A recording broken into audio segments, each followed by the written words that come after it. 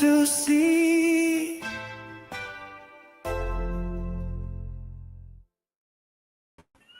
What is up, everybody? Welcome back to another episode of Future Watch, where we like to break down Web3 in a very simple manner. I'm joined with D1 and only and MetaBeast, and I want to give our crew a big thanks because I've been gone a very long time on this show.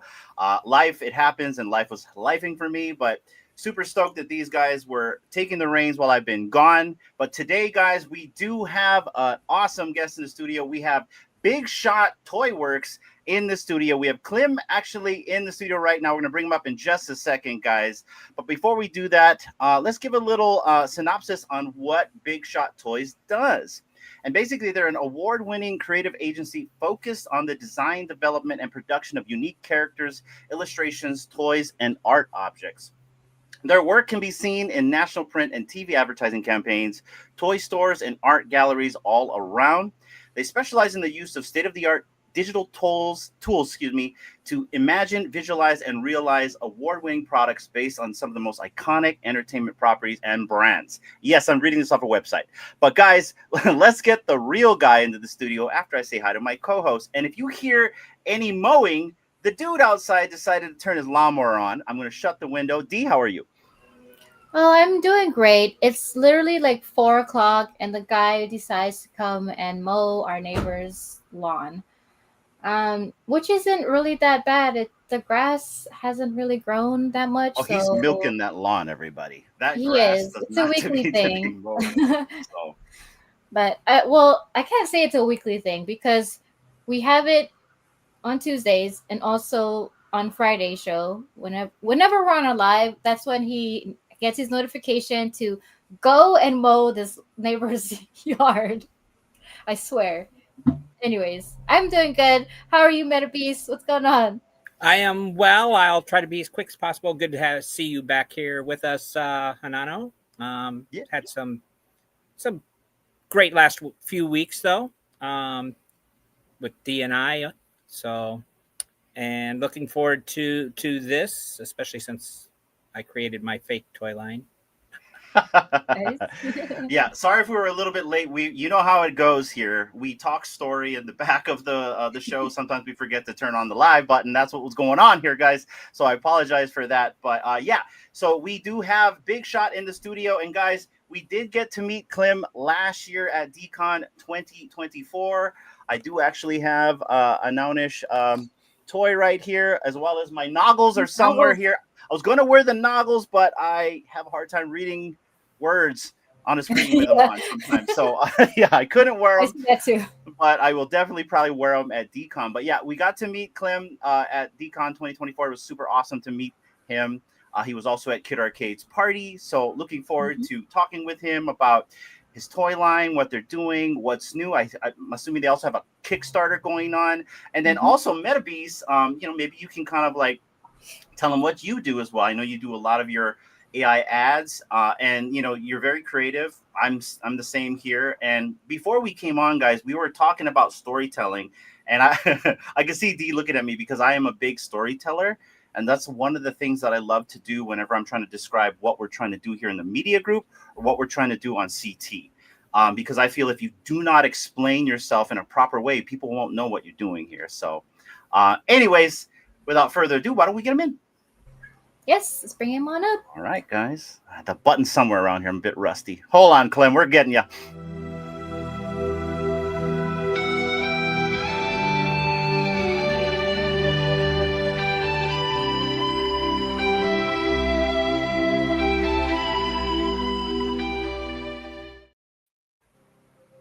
Ladies and gentlemen, Clem from Big Shot Toys right here. And I love the noggles. There you go.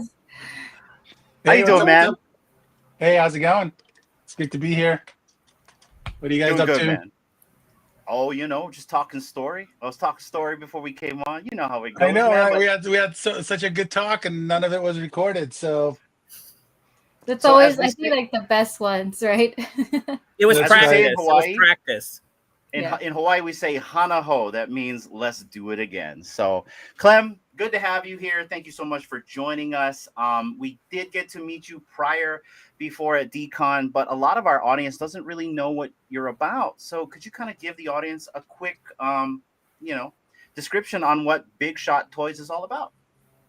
All right, sure. So we design, develop, and produce characters and toys, collectibles of all kinds, everything from like life size, walk around exhibitions, like you see that Rick and Morty Toyota and Wendy's activation that we did. Like we pretty much, we're a full service design studio that caters to character branded entertainment of all kinds, whether it's digital collectibles, physical collectibles, large exhibitions, or just general consumer products. We kind of, we're like a one-stop shop that kind of does a little bit of everything. Very cool. Go ahead. No. So like, I remember a little bit of when Collectors Gone Digital interviewed you. So I'm kind of basing off a little bit of that.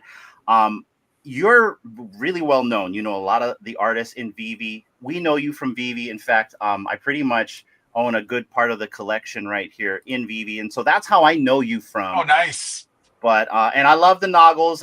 Unfortunately, I really wish I got the white ones. So I'm hoping you're going to have those. I hope you have more Noggles because I would like to pick up some more. But so for the show, we're going to have a bunch of toys and a bunch of Noggles to give out to the community. So basically, we're launching series 2 of the Nounish Friends. So they're the other 6 characters. There's like the other coffee cup, the other wizard, the other skater guy, the other unicorn, in different colors. Because VV updated their tech since we did these like 2 years ago, they updated their tech, so we wanted to improve all of the assets, all of the animations, all of the texture maps, so like the stuff looks as good as it possibly can. So series 2 is going to be, same characters but better animations and better motion, better maps. We did redo all of series 1, but basically what we found out afterward was that you can't really replace the collectibles that you guys already own without like a complicated burn mechanism. And it's kind of like that was just like too much just too much stuff to do on top of everything else that we're doing to try to figure out how to implement that both on our end and both on the VV end, because those guys are all exceptionally busy. You said something about a show giving them away. What show were you referring to? DesignerCon. Is that the thing in November? Yes. It's in Las Vegas. Yes. All right. I may get to meet you then as well. Are you coming, Metabeast? I think I can. Been talking with Bildo and some others. They're getting in there. It's the best show of its kind in the world, because that's like it's basically a bunch of people, like it's the 20th anniversary, but it's basically just like a bunch of artists and creators that were just constantly pushed out of San Diego Comic-Con because Comic-Con at the time was becoming more movie studios and video game companies. So like there was like an entire block in 2004, maybe, I think like in 2003, 2004, like when designer toys started popping up, when like Mike started Funko, there was like a whole block of the convention center that was dedicated to art toys and creators and artists that were just making things. But every year it just like kept getting more and more and more pushed to the side, and like there'd be like DJs playing music, people selling freaking samurai swords, so it's just like, and Ben basically decided to like start his own show, and the first show is it was like they chartered a bus, so like they would take you to the designer con. I forget what it was called at the time, but they would take you to like this rented out hotel room, like this little space inside a conference area in a hotel where like I think there's like 10 vendors, maybe 12 vendors, and like the following year they got more, and then they got more, and then they got more. Then they got too big for the space. They got the spot in Anaheim, Pasadena, and that was freaking awesome. And then they outgrew that, and that became like a destination for all of the creators from basically like the entertainment industry. And so like artists that design for films and video games and TV shows and comics, also people that have like big dreams of like doing something with their big ideas, children's books, like all this stuff, people that work professionally and people that just like do it as a hobby, that just like make stuff in their garage. Were just, you get a table for like $400. You can just go and show up and showcase your stuff for 3 days, have fun with your people, and it was, it just grew and grew and grew. Then they moved to Anaheim, and that became just enormous. Where like basically the show would be over and like they'd be sold out, for next year, Mm-hmm. right as the show was ending. And now they have this thing in Vegas. It's a little different. People are, having. It's not as easy to get to for some people who were local at the time, but they're definitely making it work, and it's a super, super fun show. But if you like art, if you like creative people, and if you like discovering like new stuff, and just having like there's awesome vibes, everybody's super friendly. It's a great, great show. I want to touch on that. It is a great show, and this is part of the reason what inspired us to start live streaming was going to Designer Con, meeting these artists, meeting the people in communities. And let me give a little backstory on me, Clem. So my dad is he's an artist, but he is a native carver. So he carves like cow bone, and he was taught by Marquesas artisans. He learned in Tahiti how to carve these things. Nice. And he has a very multicultural way of creating things. And so I'm used to being on the floor, selling in a booth, not necessarily at Designer Con, but like for here in Hawaii, we have like this really big hula festival where it's kind of like our Super Bowl, and everyone around the world comes to compete. And that is like all the artists want to try to get into that event because it's pretty world renowned. And so my dad would always have Powwow Hawaii's over there too, like the big graffiti festival, right? They're still that's still going strong. Which one is it? Powwow, I think it's called. They have powwows on on Oahu, which has the capital. I know they do some events there, but I don't know if it's still like as popular as before. Yeah, I think that the founders split off into the founders went their separate ways, and like the brand got diluted between the different people that were running it. But it's it's still like whenever they showcase stuff that's going on there, it's always phenomenal, because like the cultural aspect of the local indigenous people, like adding their flavor to all the stuff, just like makes it like extra. It's fun. And you get that camaraderie. That's what I love the most. So like a great example is like I'd get up like 3 a.m. We get everything ready. We get to the booth. We set everything up, right? And then what I love is like that first 5 minutes before the doors opens, you're like looking at your neighbors. You're all having your coffee. You're like, all right, this is it. You know what I mean? Day one. Let's see what happens. And then the mad rush comes in, and you're either talking story, or you're literally filling bags, or you're trying to make sure no one pickpockets. You're doing, you know what I mean? So I'm used to that kind of stuff. But what I loved about when I used to do these with my dad, I don't really do it as much as I used to, is I got to meet a bunch of people. I got to network. I got to see outside of that. I got to meet all these and there's so much different people from so much walks of life doing so much different artistic things, and it's a beautiful thing. And so my question to you is, after I frame this, is what inspired you to start this company, to start making toys for the first time? What really kind of gave you the battery in your back to do what you're doing right now? Well, I started out, my dad was a model maker, and when we came to America, he got a job at Coleco.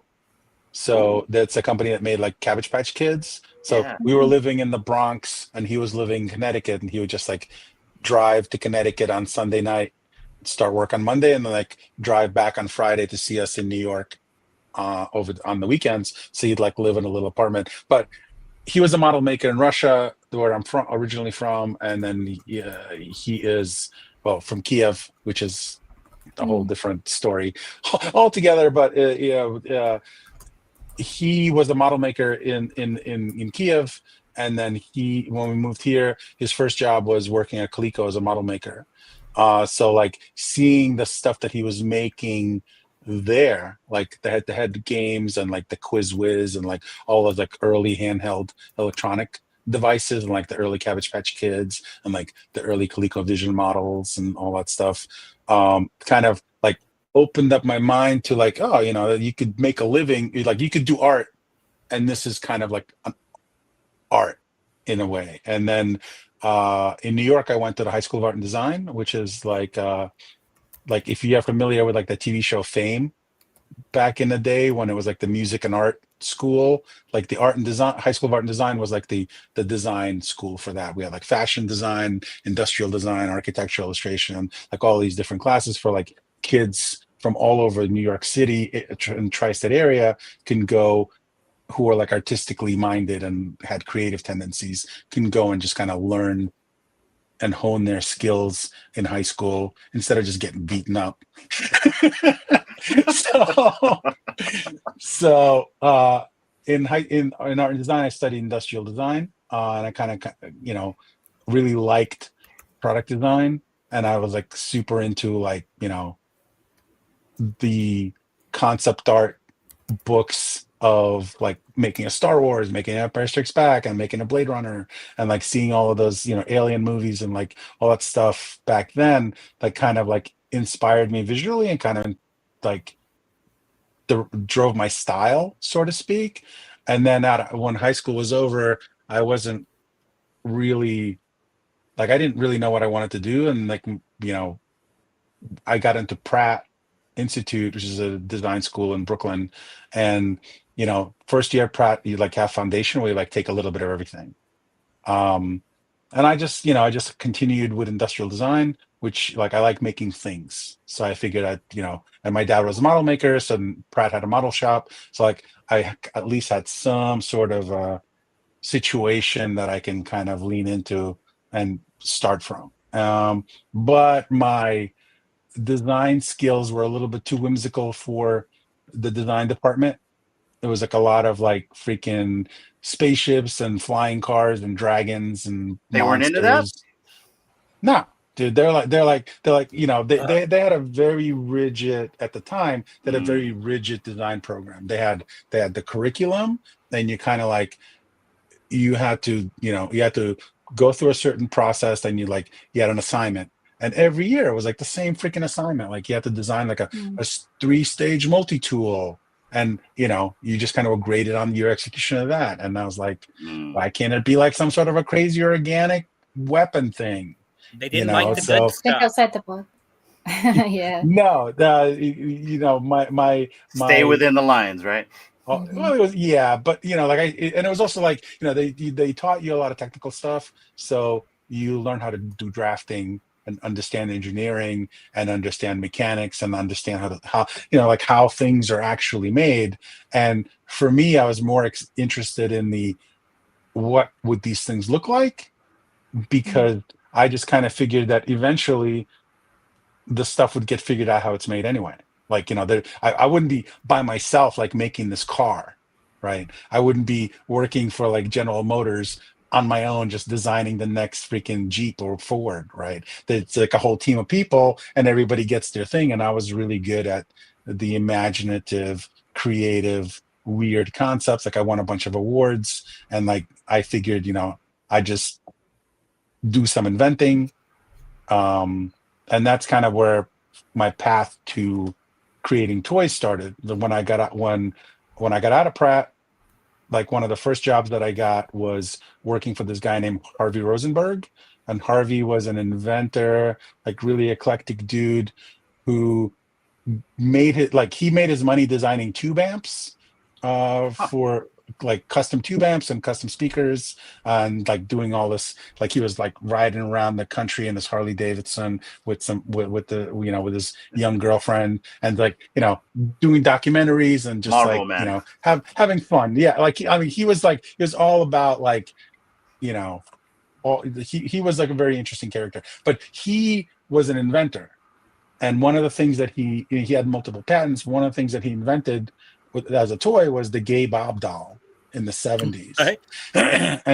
and Gay Bob was like an anatomically correct Ken that had a penis, and his hand was positioned in a way that he could play with himself, and he came packaged in the closet, right? And it was like in the 70s. Oh my gosh. In the 70s, it was like I think he sold like 2 million of them, and he was like Wow. he was like, he was like in all these adult magazines. He was like doing like these speaking circuits. Like he was like a, he was a meme celebrity of his time. And working with Harvey was freaking, it was fun because like we'd show up in his office. It was like down the street from our apartment, but it was like show up in his office. He like walk downstairs. He'll be smoking a joint on Saturday. He'd just be like, "All right, today I want you to design," and he like ramble off a bunch of things. And then like it was our job to just like draw it, and it was, it was everything from like, toilet paper rolls that look like butt cheeks, like a toilet paper holder, to like earmuffs that look like boobs. It was just like you just have like these crazy ideas because like in the late 90s, early 2000s, there was a market for like novelty things. There was like early non-digital web meme culture, sort of, you know what I mean? It's like people would give each other gag gifts, like one of the things like you give somebody a present, it'd be like something really stupid, like a necktie that looks like a little dick, I swear I've seen that Gay Bob doll somewhere. It's Finger Hut on the magazine. Not in your closet, right? Or things you never knew existed. Somebody had it. Somebody had it. After that, like when I graduated from Pratt, I sort of like I had a portfolio that was completely like unhireable because none of my work fit into their, it didn't really fit into their box. So whenever I went on job interviews, for like any kind of design position, like it would always be like, it's like your stuff is great. It's really imaginative, but it's like, I can't use any of this. Like you don't like, I need you to draft a calculator. Like I need you to design a calculator for me, or I need you to design a packaging for this and that. And it's like, you don't have any examples of this in your portfolio. So I can't really take a chance on you. So I was like, very creative, very energetic, but kind of like shit out of luck for work. So like one of the things that I did was like I had a frozen lemonade cart in Manhattan. I was like selling lemonade on the street for a while, and like kind of that taught me like how to hustle a little bit, and opened my mind up to a bunch of stuff. But basically, it's like I was just taking any kind of work that I could, and some of it was like character-based design, some of it was like making costumes, making props. What was that? Oh no! Shaka Brown. Yeah. She would say hi to them. So I long story short, I found the toy industry purely by accident, because at the time, like there was no like toy design program that was just starting at FIT, like, and I was already out of school, and like I was just managed to find some work in the toy industry, and then just kind of people recommended me for jobs, and I would just kind of like get little gigs here and there, and and got it, was doing okay, just doing like freelance product design, industrial design, toy design, just a little bit of everything. And then I discovered Designer Toys in like 2001, and then I had a friend that had some connections in China, and he was making Designer Toys, and he wasn't an artist. He was just he was like a producer, basically like a middleman for a toy factory. So he would just hire me to develop some products for his clients. So the first thing that I did for him, outside of like his original ideas that he wanted to develop into action figures, was Ron English's very first Super Size Me figure, like the very first one that came out in 2004. So I basically like project managed that, art directed the sculptor, worked with Ron to kind of get that thing just perfect, and helped Lev from Toy Tokyo produce that. And it just kind of one thing led to another, just kept getting more and more work doing that kind of stuff. And then bigger toy companies were like, oh shit, Klim's doing all this cool, weird vinyl stuff that everybody seems to be liking because it's trendy. So they were like, oh, he must know something. So they were hiring me to do, like redesign My Little Pony, or like work on Transformers, like to make Transformers cool and hip, yo. And just like everything was like urban vinyl style, big sneakers, just like everybody now is like, oh yeah, I want this thing to look like Labubu. It was kind of like, it was like back then it was like the same cycle when like Michael Lau and there was like a lot of Western artists that came around too. They were like really doing unique original designs, and people were like, oh yeah, like they put a label on it. They called it urban vinyl, and then everybody thought it was like all hip hop inspired, big sneakered versions of all the characters, like mashups with Darth Vader. So like I was just getting a bunch of work doing that, and that was fun. And then I just the problem with all of those things is that you can't really show your work because you're under NDAs. So you can be working on something for months, sometimes years, and you can't show it to anybody. So none of your peers, none of your potential other clients know what you do, so you still have no portfolio. So I kind of discovered Kickstarter, and it was purely by accident because like I just started like making like weird shit just to kind of put in my portfolio to just I had like a Behance portfolio site that I still have, but it was basically like I just like put like weird things, like I just designed something, like I'd have one of my sculptors mock it up, and then we just put it up there just kind of as a portfolio piece. And one of the things was one of my 4 horses of the apocalypse, and it was basically it was a mashup of My Little Pony and Cthulhu. I love that. Cool. Oh, wow. That is something. Yeah, that's awesome. Yeah. So I made like a little, I made a bunch of 3D illustrations, put it up on Behance, and I was like, oh yeah, coming, like wrote a little bullshit story. I was like, coming soon, toy line, animations, blah blah blah blah blah. And then I just kind of let it be, and like 2 years later, there's like 10, like I just keep getting messages and emails like, hey, when is this thing coming out? And I'm like, what thing? What thing?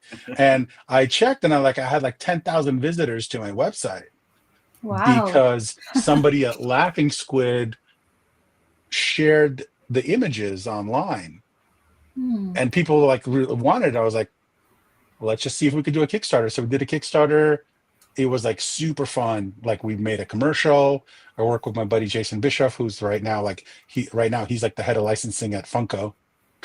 So he basically like he created some of the backstory for the character. He worked with a friend of his and myself to create he ran that part. Like he created a commercial that was like freaking hilarious. I could send you links later, but it's like, and we made like $37,000 in the Kickstarter to basically kickstart the line, and like we're like off to the races. And all of a sudden, like I had clients coming up like, oh my god, this is awesome, like what else do you do, like can you do this for me? And I invested in myself through that pure accident of just it was just in a way it's like an act of desperation, because like you need to be able to show work, and like why would you, if you're showcasing anything that you want, why would you showcase like another Batman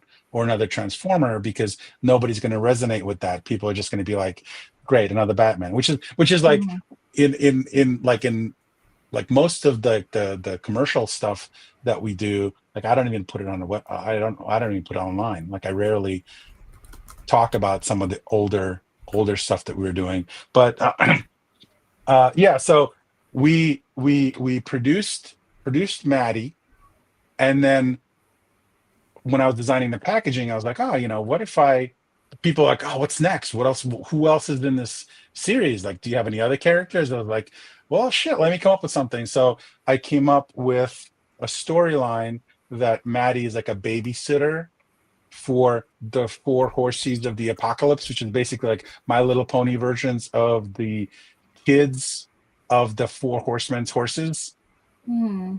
and they're like That's cool. Yeah. That's so they're all cool, like, man. let's see, yeah, here. Yeah. What do you think Here's- outside the What are you going to box? cross the others with? So here's Whoa. Oh, here's look at that. Raven. Yeah, here's That's Raven. Yeah. So it's like it's basically it's like a lot of So- clear parts and Hmm. like it's super fun and like Is here's that Ghost. Twilight. Yeah. Oh, look at that. Oh, That's Now, are wow. they rad. all crossed with Cthulhu as well, or did you?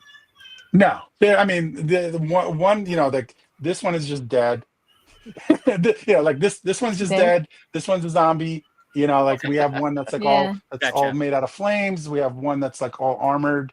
That's basically represents war. Nice. So I just designed them. We modeled them up, and I put the renderings on the packaging. So when people got this for their Kickstarter, the box had all of the other characters on it. Ah. And then the moment that the Kickstarter shipped, we had the second Kickstarter running for the Four Horses, and then we it hit because we were in Time magazine, like the digital version. We were like in all these major publications. Like we raised like 120 grand Nice. to make those figures, and we made Wow. we made those figures, and they were they shipped them, and they're like everybody loves them. It's just it's very difficult to be a small tiny team that specializes in one thing, and then having to do the marketing and the copywriting and the selling and the promoting, and it's like we were never able to properly scale the IP because we're just scaling original properties and trying to develop original properties while you're trying to pay bills and run a small studio where you have to pay salaries and stuff. It's just very difficult. So Yeah. that I was kind of shopping it around and hoping to get some deals going with like Hot Topic for some apparel and like all these other things, but again, it's like that takes an agent. You have to have somebody to like package it and bring it out and about, and we didn't really have anybody that can do that. Someone's asking if you're for hire. Yeah, They I need mean, help. I'd be more than happy to talk to anybody. Be happy to talk to anybody. Like right now, our schedule is a little packed because we have, it's like right now we just did another Kickstarter, which is with my Here There Bear. Here There Bear. Yeah, that's right. So this guy's in production now. It's like a fully posable, fully articulated teddy bear that you can take out and about and take photographs and share your experiences with. It's pretty fun. That's so funny. And sorry, an artist I know created NFT thing just recently. His is barely there. Barely there. And Nice. it's bears as well. Yeah. That's funny.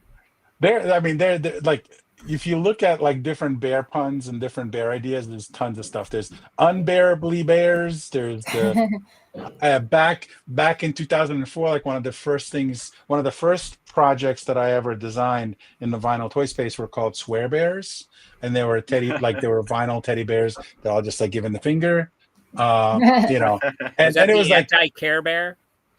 it was the anti-Care Bear, and they were freaking hilarious. They were like really, really well done.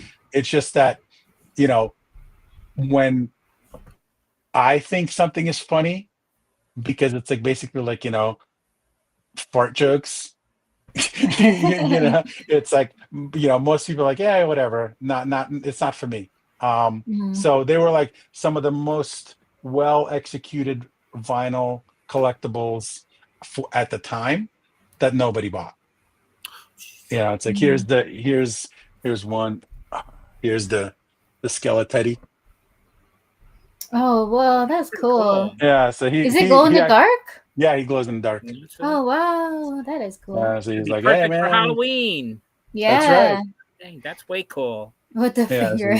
so he glows in the dark. So basically it's I've just been making toys for myself. I've been lucky enough to make interesting stuff that people are curious about, and they hire me to make things for like their advertising campaigns or for their brands. Like we do a lot of work with Microsoft for Halo. We do a lot of work with Dark Horse on like their various IPs, you know, everything from Halo to Dragon Age to, you know, like if you hit on that, if you hit on the what do you call it, that Mass Effect ship.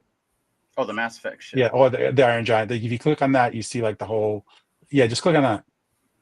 Okay. Yeah, so that's like all of the stuff that we do every day. Wow. Wow, Yeah. every day. Jeez. Tomb Raider. Oh, Very Sully. cool. Yeah. Oh. Yeah, so like look at if you click on Green. those, you get like the full gallery of all the images and stuff. Right, there's So, the worm. yeah, the bookends. Those are pretty fun. Oh, those are cool. That's like the character from Dune. Dune. Yeah. Yeah. Ugh. Ugh. She don't like worms. The most harmless things, but yeah, I don't Oh, care. I'm this curious is about the cool right Linus. I'm curious about the Linus because he Oh, seems that's a big- harmless, but is it a Linus. fun one? Where's that at? The- Oh, this one right Upper here. left. Yep. Oh, Yeah, those are like with the his large. blanket. Yeah, those are the large Super 7 vinyls. We worked on, wow. on quite a few of those. Oh, so did you work on the Godzilla Super 7s too? On the reaction figures, yes, we worked on a bunch of where's those. I have that somewhere here. Yeah, Anyways. those are super fun. My buddy Kyle was art director on that, and my friend Nomi was the art director on the Peanuts stuff. That was a really fun. Honey Nut Oh, there's That a was really fun. Cheerios. Yeah. I bought a box of those last Yeah, time. so David, because I work so well with Ron, David just kind of let me jam with him on the Serial Killers collection, so we just did all of those for him. Ah, 'Cause I we also love did. those guys. I Serial have all of killers? them. I think I have Oh. all of them. I really love them. Yeah, Is it they're complete super set? fun. I wish they were animated. That would have been fun. Yeah, but Yeah. I still Put love And them on yeah, so Brocky. we did Ron's first Nifty Gateway drop too. Did those collectibles for him, and then I work with Frank pretty much for Oh, for over a decade, wow. helping like working with him, developing a bunch of Twist different. guy. I'm sorry.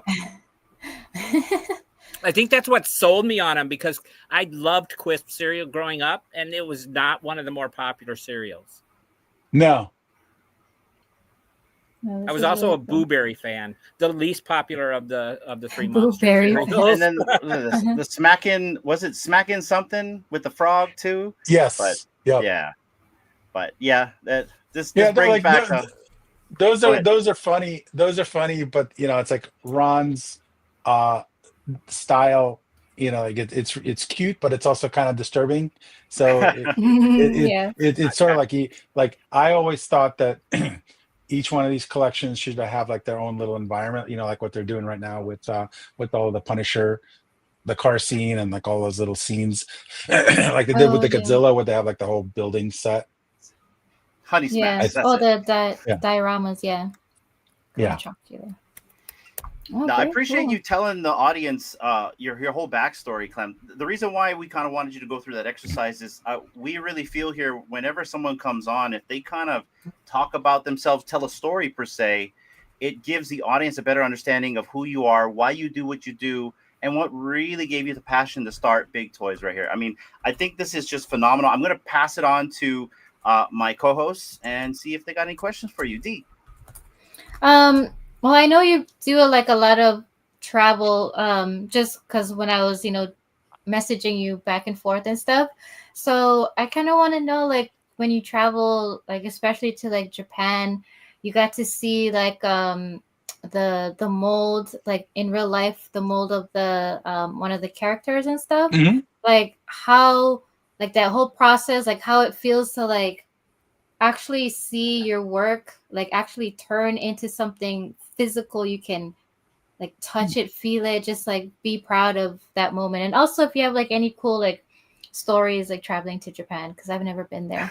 I went 3 times. First time I went with David Horvath in 2019 when we were we were pulling the molds for Shishi. That's this little character. Okay. That's Cool. another one that we kickstarted too. And we've made stuff in China, at the factory, and like I've been to China a couple times and got to see the production. But there really isn't anything like going the route of making sofubi in Japan, because it's such a handmade process. Like literally, like you go into a small garage size studio, and there's like literally like there's like 5 people there, and like most there's most of them are like they've been there for years, decades. And it's just hot molten vinyl and like these centrifugal spinning machines and like these vats of cooling liquids, and you just kind of all of your work that you've spent months on, designing, sculpting, prototyping, then they pull the molds for you, and then they put them out, they pour the hot vinyl in, they spin the thing out, and then you're just kind of there, the pair of pliers, and you're just like, and you just pull this squishy molten thing out of this hole. It's like having a baby, and then you just pull this thing out, and you're like, oh my god, like mom, like there's a video that I posted recently, but Mumbot has one from like her trip, because I saw her in Japan 3 weeks ago when we were there for SofuCon. She was there with Candy Bolton, and they were both pulling vinyl for molds, and like you could like it's just such a exciting thing, because you don't know what it's going to look like it's going to be the thing because you have a prototype, you see a sample, but you like pull it out and it's all squishy and hot, and it's just like it's like having a baby. It's like that's like, as a creator and also as a dad, right? It's like it's sort of like that's like having a child. It's like really a cool, unique experience of like actually doing it yourself. And then you're like with a little knife, you're cutting the head and you're cutting the body, you put them together. It's like, shit, that's like my thing. And then if you paint it, it's the same process. You're like adding color to your thing, you're bringing it to life, you're making it look, as cool and as funky as you want. And then, you can do it in multiple colors. So like that was like a really, really unique experience there. No, yeah, I mean, I just saw what you had posted on the timeline, and like I've never like done anything like that, but just to like, when you have something so creative in your mind and just seeing it all like step by step coming together, where you can actually feel it and touch it and smell it and do whatever with it, it's like, wow, I'm actually like putting what was in my brain like out there for other people to just enjoy, and hopefully like also inspire others to do something similar or do something. That's like the exciting thing about physical collectibles, right? It's just like you're actual, like you experience something, you see it. If you're making it, starts out as a drawing, then it's like then it's a 3D model, then it's like, it's a 3D print. Then, you design the packaging, you send it off to the factory, or you do it yourself, and you just kind of put this thing together. And it's like, oh man, it's like, it's an actual thing now. It's a product that you can sell. And like the cool thing about DesignerCon is like, there's an entire building with hundreds of people that all do the same thing, and each one of their visions is like totally unique. I think that I've watched your videos. I think like in 2000, I think in 22, you like interviewed Alison Bamcat. And a couple I of don't other think people. it was us. Yeah. No, I don't think it was us. It might have been like Max and Janie, maybe. Maybe. Yeah, maybe. I think the last artist we interviewed was London Police. Nice.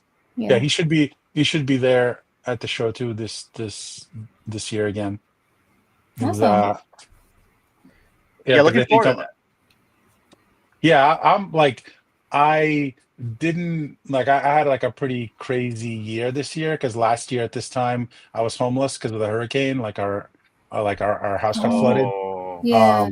So Like it's just been like really weird trying to, design happy fun things Yeah. Yeah. and try to focus on all this stuff with like just all sorts of craziness going on. So this year, like I just, I didn't have anything new that was worth bringing to the show. I didn't want to rush anything. So, you Yeah. know, we knew that we had the drop with Vivi that was planned.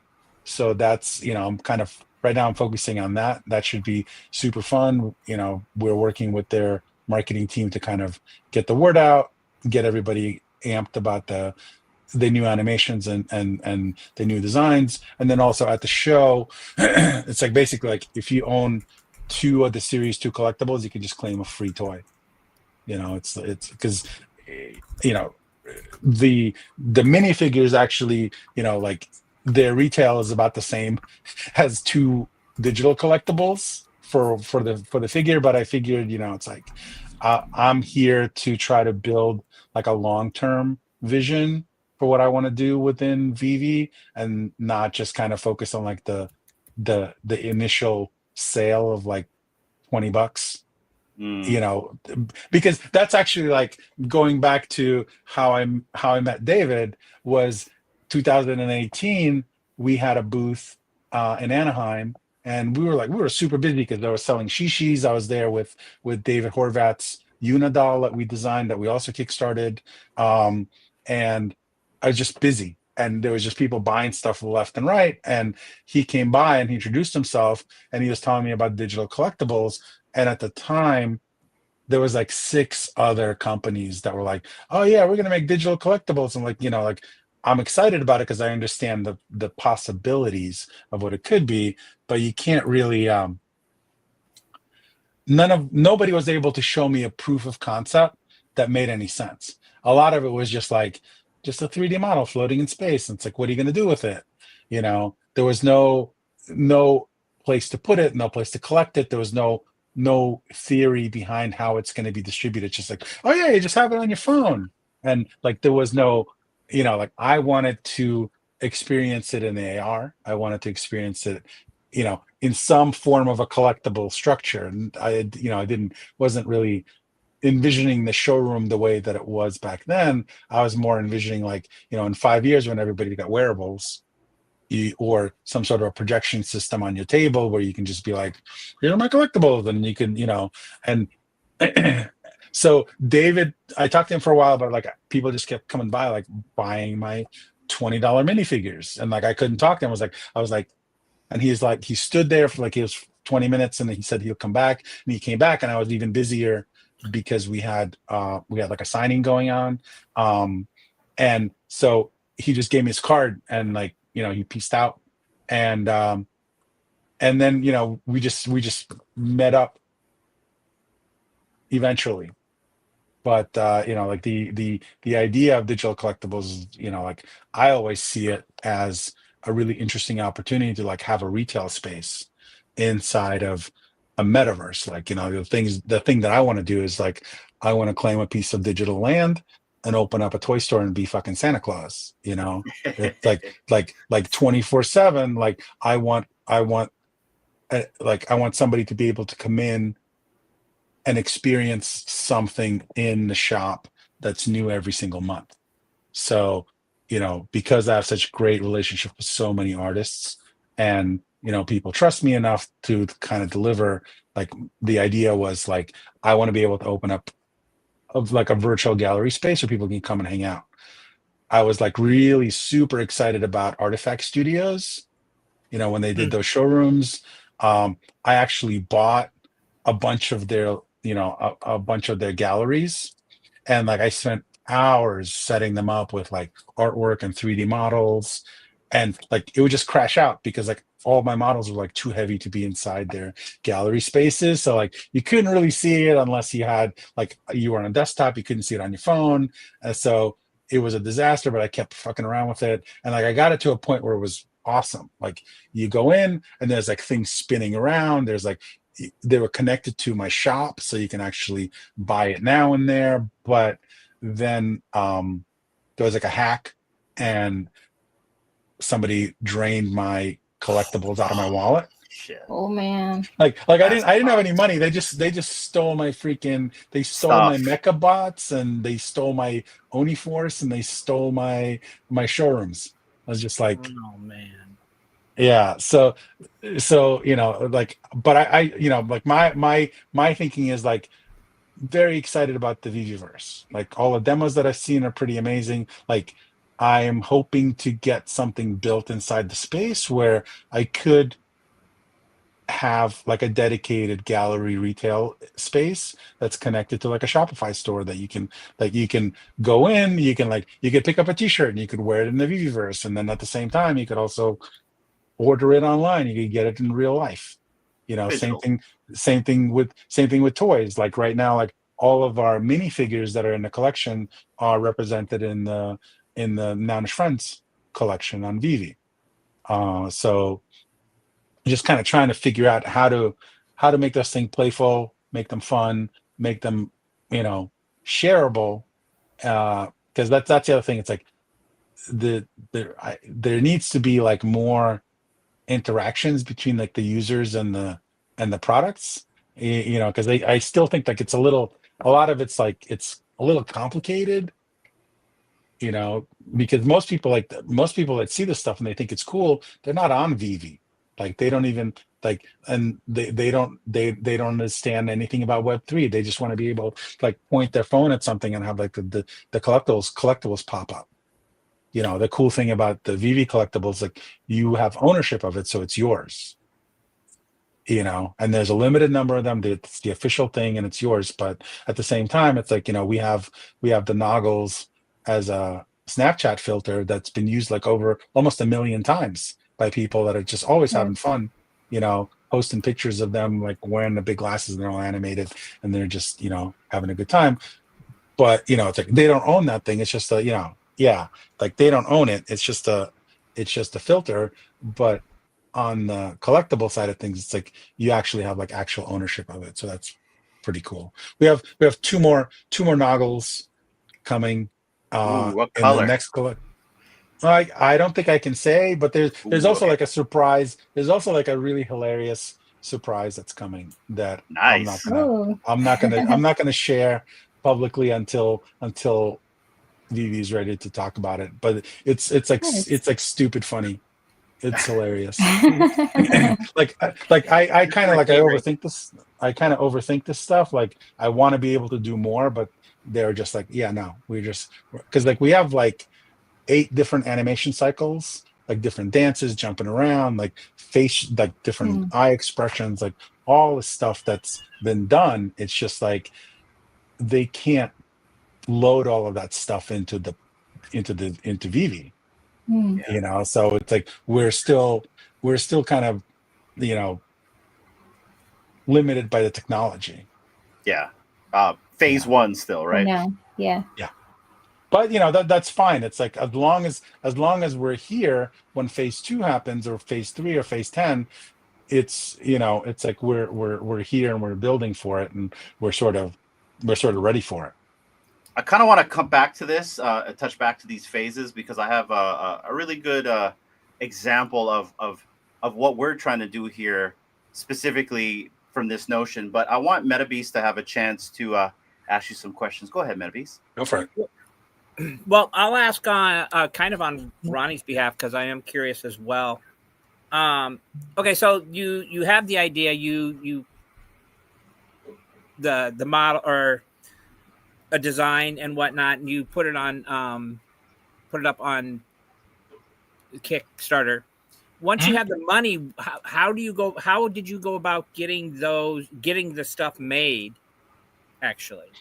Well, I mean, like for me, it was relatively simple because we do that all the time for clients. So so that was a process. But once for the Kickstarter, you need to have the presentation. In the presentation, it's good to have like actual working prototypes that you can show, so people can get a sense of what it is that you're buying. So then you just before you start your Kickstarter, you have to price it out. So you have to send your prototypes or your digital files over to the factory. The factory gives you like a quote, what's it going to cost to mold it, what's it going to cost to produce it. Then you have to figure out like what's it going to cost to ship it. And then that's how you base your, what do you need to make this Kickstarter work? It's like when we did the horsies, like we needed like 64 or 50 or $85,000 to make the molds and to produce the figures. And we went over that, so that was great. But it's basically it's like a step-by-step. It's a step-by-step thing.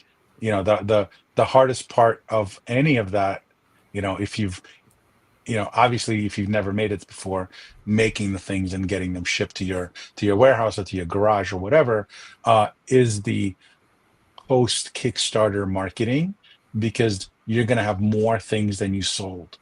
Like if you have 500 people that bought your thing and your minimum order is 1,000, so then you have like an extra 500 that are sitting in your garage, and you have to figure out how you're going to sell it. So let's say sorry, go ahead. No, go for it. I was going to say, so let's say you don't already have the setup that you have. I would say when you first got started, how did you go about getting them made?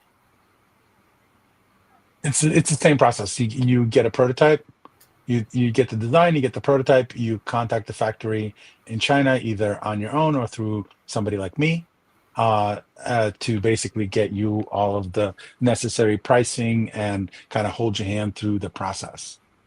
Okay. And Ronnie, I was asking those Ronnie. He's the one who asked if you were for hire. So yeah, he's also an artist. I may not be able to help, but I'll do anything. I'll answer any questions and point you in the right direction. Again, like based on our conversation from before this live cast went live, there are other ways of making things without actually, making thousands of things. It's like if you've never made a figure before, it might be best to either find a friend that does 3D modeling to just kind of figure out what the figure looks like, make a couple of samples, 3D print them or cast them in resin. Like at Designer Con, you see lots of people with resin figures, and that's how everybody starts. You sort of test your market, to see if your heavy metal Papa Smurf is going to do well with the audience. And if it does, then awesome. If it doesn't, then you just have, a couple of heavy metal Papa Smurfs that you can give to your friends. So it's like a good way to kind of test the market and figure out what you can do to make more marketable things that are within your, realm of creativity. Like you don't want to just chase the sales. I mean, you can. That's not it is a respectable thing to do, to design things for the market. But like, if you're an artist and you have multiple styles and multiple ideas, just test shit out. See what it looks like. Make a few things, give a few things away. With digital collectibles, you could create digital stickers. You can create all sorts of things that don't require manufacturing. Like you could use your graphics on a bunch of t-shirts, bunch of stickers, make some pins, do some custom artwork. Like the toy is like the last thing that you should make because it's the most expensive. Did you ever look into toy stores? And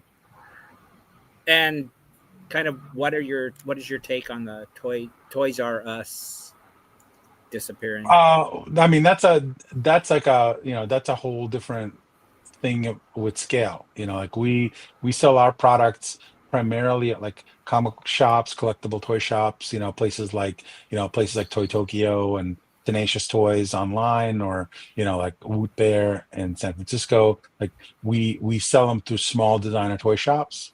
The stuff that we do for our clients are generally sold, they were sold through Diamond Comics, they were sold through Dark Horse, so they were available at like GameStop. They were available, some of the stuff that we've done for Hasbro was available at, back at Toys R Us when Toys R Us was around, but that was like a whole other, that's a very different process. I mean, I would love, like right now we have the bear that we're shopping around to retail. Like I would love for it to be, at FAO Schwartz, or at at different toy shops around the country or around the world, and that's our goal. It's I mean, everybody wants their stuff to be accepted and sold and gifted to people everywhere. Mhm. That's what everybody wants to do. Yeah. Otherwise it's like, why do it? You want to be, people go to shows like DesignerCon to expand their reach, to expand their audience, to make new friends, to find like retail partners to help you with your brand. It's like everybody there that has artwork and toys and comics, and maybe they're working on an animated show. Maybe their dream is to like work with Pop Mart, or like work with Mondo, or like some other independent toy company, and everybody's just kind of trying to level up and move forward. Then like this industry just kind of you can't just stay still and just like be doing one thing. You constantly have to change up things and Evolve with adjust the way things. you do business. Yeah, definitely. Especially with the Definitely tech, evolve. right? Especially with the tech. Like we say we're in stage 1 tech, but what happens when we're in stage 2 tech, 3, 4, Dude, 5? And you gotta I don't even think we're in stage one. I think we're beta. like we're like at Atari 2600. Okay. Like the way like people are like, oh yeah, before like 3D printing, people are like, ah man, you digitally sculpt your toys, that's not art, fuck you. It's like, Yeah. oh, you're 3D printing your toys, that's not toys. And then like everybody's 3D printing their toys. Now it's everybody's sort of trying to figure out ways to eliminate the 9-month time that it takes to ship something. And the way to do Streamline. that is streamline it to digital collectibles. You streamline it through NFTs, like like the entire industry just is a bunch of fucking degenerate knuckleheads, so that are just like, they're early adopters, but like when you really look at who these people are, like they're brilliant, smart, intelligent people. But at the same time, a lot of those people were just buying weed with Bitcoin, right? And then like it just was in their wallet when it started going up, and they're just like, oh shit, like I'm gonna, I'm sure the guy that bought the 2 pizzas Yeah. wasn't really planning on it being worth all of that, right? So people were just like, they're like, oh yeah, I got the Bitcoin. It's like it's like it was worth 50 cents. Now it's worth $5. It's like, now it's worth 20. I'll get 2 pizzas. Yeah. And they just had that in their wallets, and now they're multimillionaires. So everybody's like, oh shit, that They're guy got a genius. CryptoPunk. That guy got a CryptoPunk. So he has 10. It's like he knows something that we don't. But in reality, it's like they're just early and we're Got still lucky. early. Mhm. And yeah, and like my feeling is we need to stop paying attention to those knuckleheads and move beyond that, because like the technology is really interesting. It's really cool. Like you could really make amazing shit happen, because Yes. eventually, Mhm. it's like right now, I'm super into like all these soul music remixes by AI, where they take like Biggie Smalls or like Kanye West, or like even Vanilla Ice. There was like a soul Mhm. version of Ice Ice Baby. I Yeah. was just like, Mhm. holy shit! Like, So good. I don't know how I feel about it. Like, I'm just like, at one point, it's like, fuck, they're just like stealing these dudes' art, right? And they're remixing it. But if you look at it from a certain angle, just like just like sampling, if you're if you type in, it's like, oh, I want a blah blah blah blah blah, and then it's like, and you're if you're an artist and you opt into the system, and somebody uses your idea or your style, and then they monetize it, because the tools can sort of measure out how much of your work was used in this freaking remix. Mm-hmm. And you get, it's like the person got $1 for remixing your your artwork and a song, maybe you get 30 cents. And it's on chain, and the transaction's instant, just like the person who, like the moment that the dollar is spent, that money just goes into the other person's wallet. Because and you just spend your time creating cool shit, and if people use it, then you're just making money while you're sleeping. I 100% agree with this, and there's a little story I want to tell on this. We kind of talked in the back channels before we started that we're a media group. I kind of give you an idea of what we're doing here, but let's rewind to when I was 15. So when I was 15, Clem, my biggest dream, and I know you said that you're the dream crusher, right? But my biggest dream was I've always wanted my own TV network. And so, Yep. like an example, like CBS, Fox, all that, right? I grew up in the era of like Sliders and Babylon 5 and Yep. Time Tracks and Mantis, right? So those were cool to me. So I created my own production company, Imagination, right? And it had Yep. my initials, and it was a triangle, a circle, and a square with my initials. And then fucking UPN came out and stole the whole thing, right? With their circle, triangle, square, right?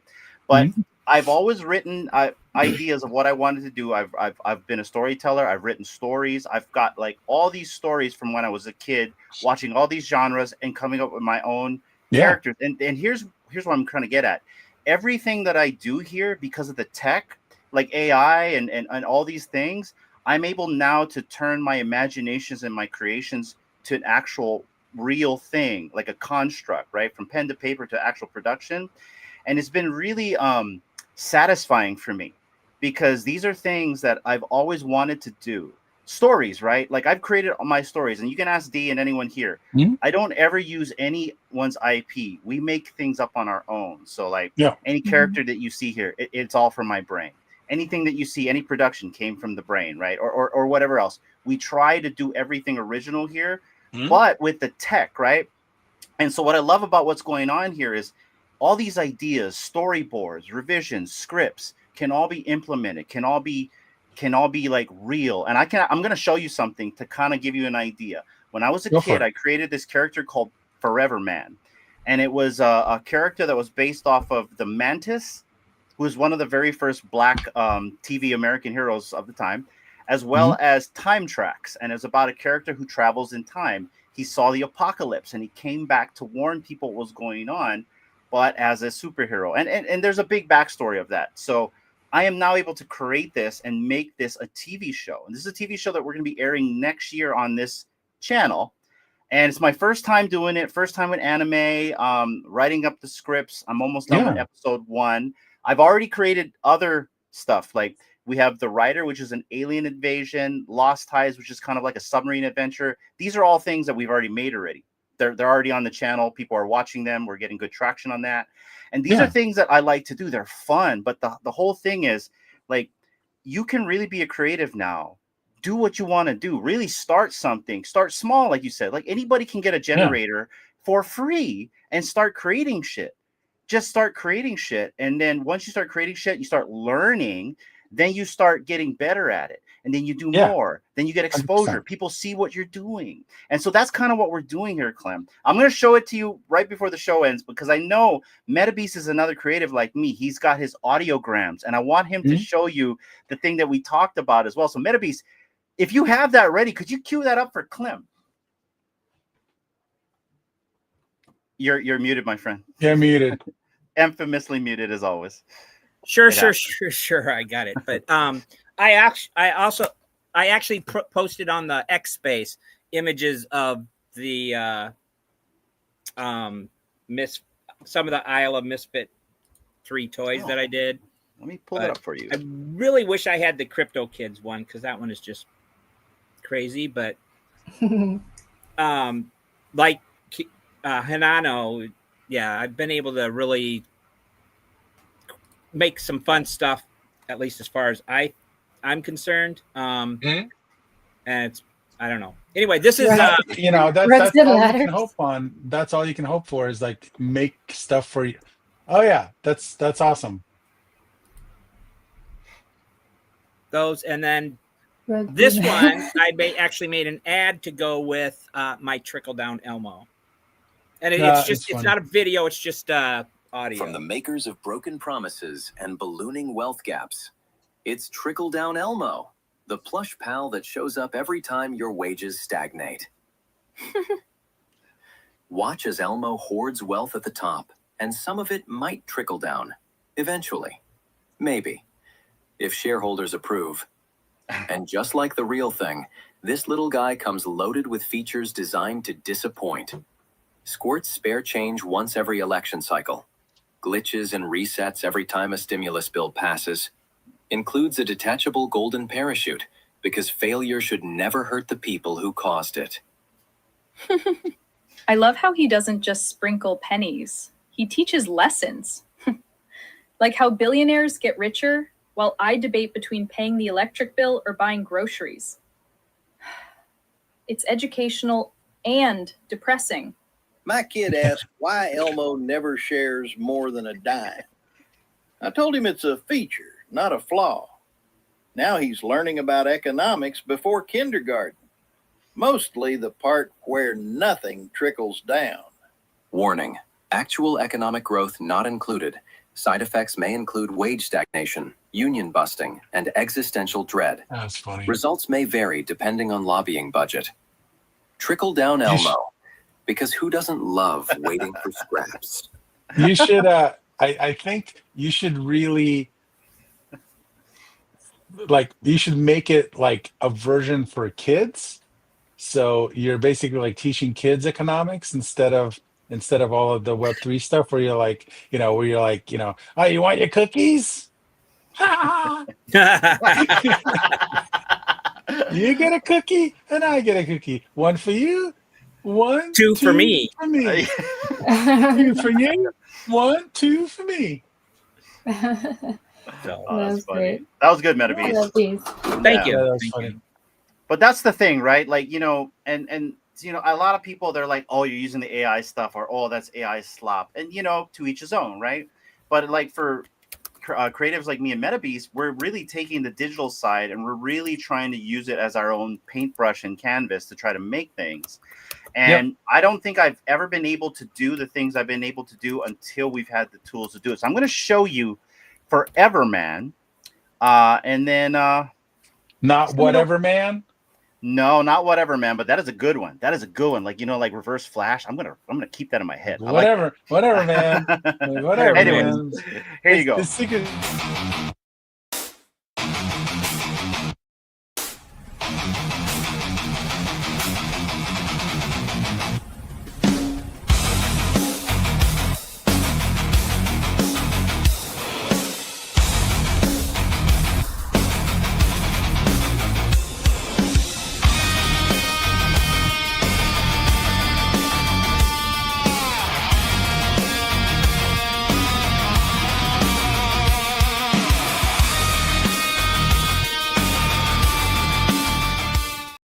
Well, that's just a little teaser. Yeah, dude, that's really, you know what? That is super cool, right? Thank you. You'd never be able to do that 2 years ago, right? Not at all. You would like 6 months ago. Yeah, well, it gives you some personal satisfaction to like run your imagination and just like do some fun stuff. I think that people, obviously there's some issues with the fact that it just eats up a lot of energy, and then there's theft of intellectual property. It's like Audi's not going to be happy about the car that's in there, right? But you're doing this for non-commercial use, right? You're just doing this for fun. You're experimenting, you're learning tools.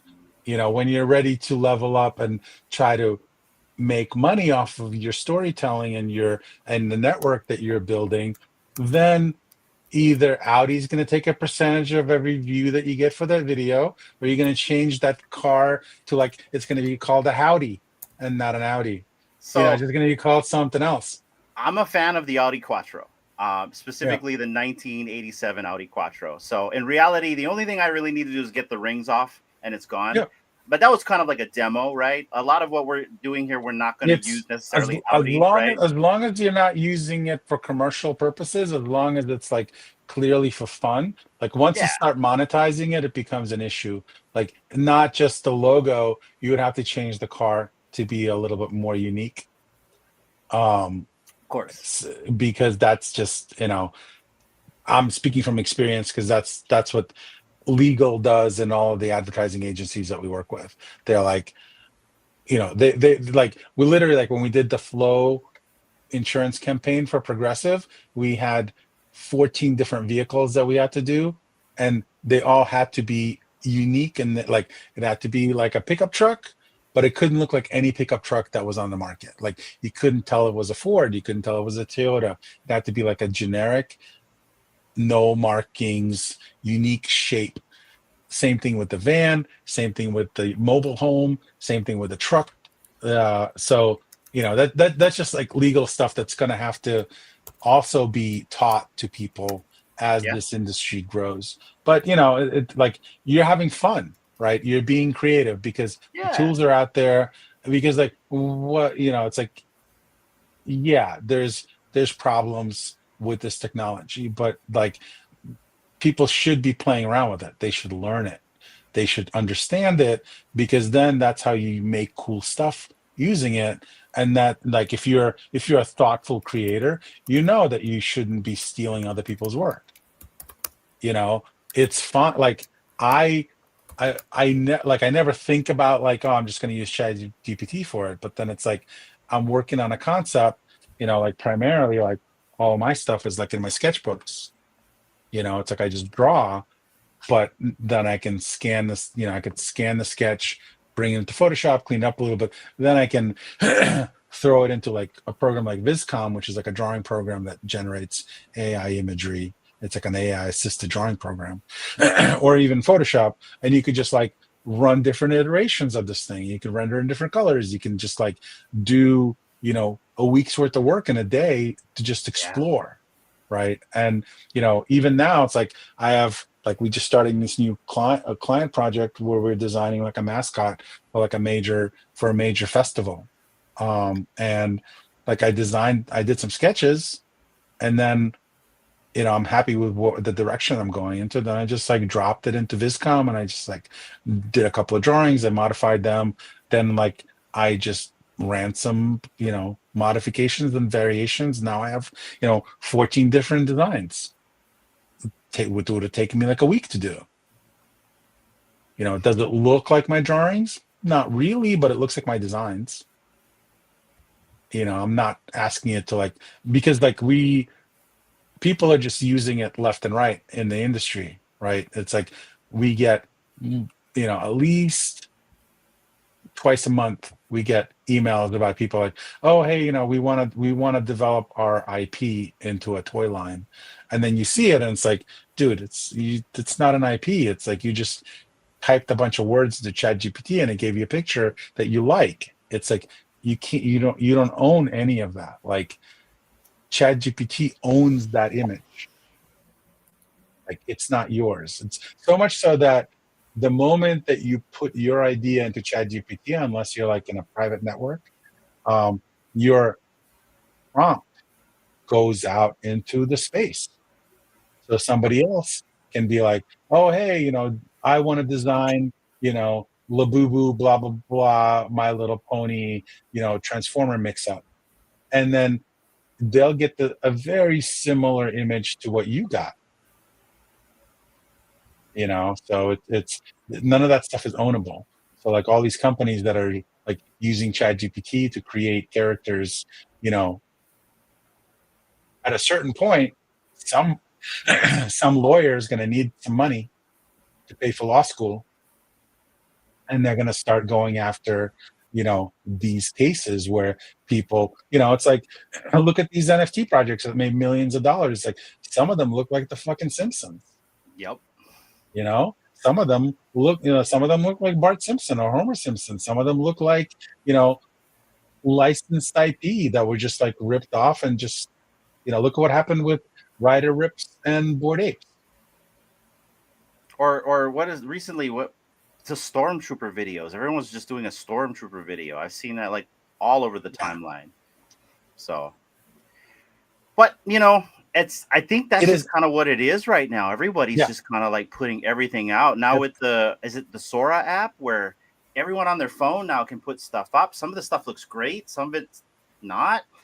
Yeah. You know, some of it you can see like other people's likenesses and all that stuff. So Yeah, it's like it's all like user generated content, and I think the next steps is going to be like on-chain media that is verified.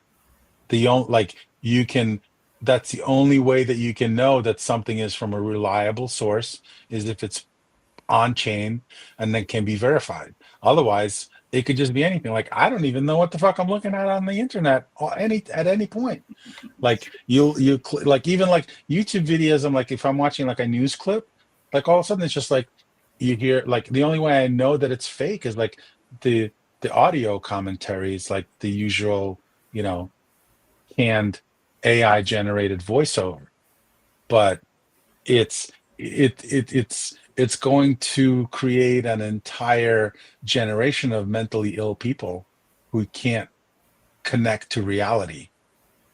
You know, it's like when most of us came up in a, you know, in a time before the, like some of us came up in the time before the internet where like you really need to, you know, fuck around and find out, you know, like you can't put a fork into an electric socket.